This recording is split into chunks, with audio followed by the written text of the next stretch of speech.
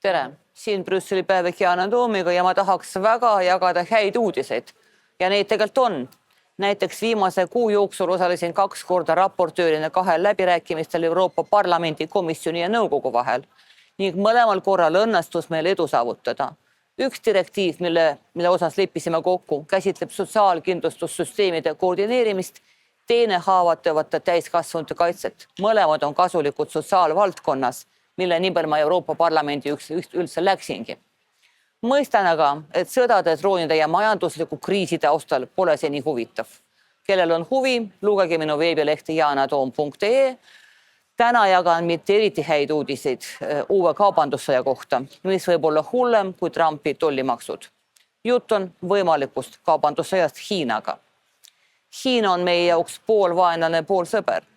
Hiina äri vaadatakse Euroopas kahtlustavalt nagu mõjuvõimu agenti ja näiteks värskes kapo aastaraamatus on Hiinale pühendatud terve peatükk.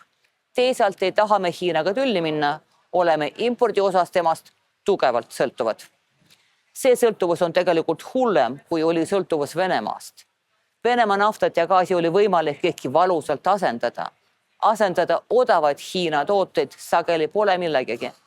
Isegi kui Euroopa asendus neile on, ei suuda me konkurentsis vastu pidada. Meie tooted on 1,5 kuni 2 korda kallimad. Hiinas on tööjõud odavam kui meil, kuid mitte nii palju. Ja siin mängivad rolli 2 tegurit. Esiteks toetab Hiina oma ettevõtteid, mis Euroopas on keelatud. Teiseks on juanni kurss euro suhtes kunstlikult alandatud.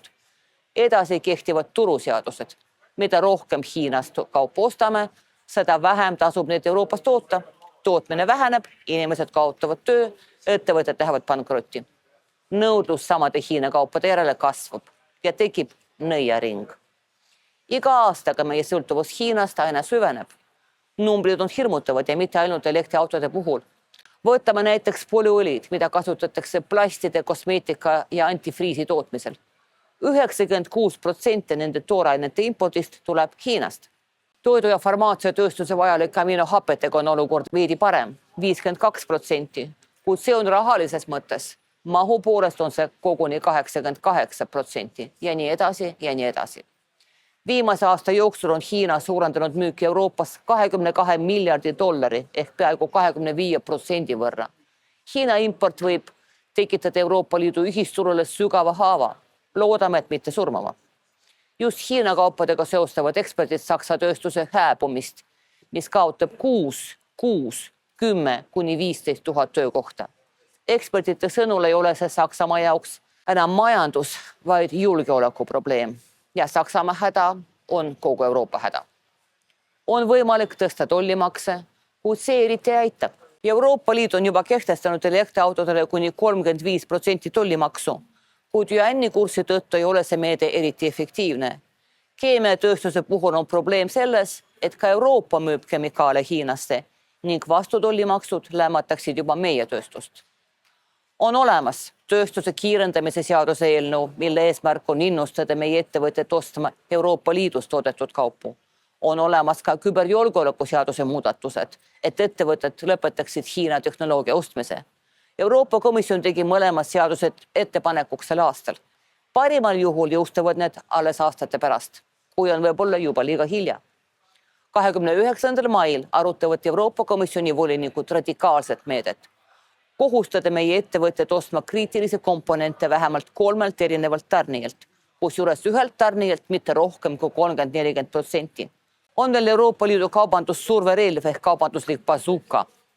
See seadus võimaldab, kui liikmesriikide kvalifitseeritud enamus nii otsustab, lüüa Hiinat mitmete keeldude ja piirangutega, kaubandusele, investeeringule, finantsturgude juurdepääsu osas.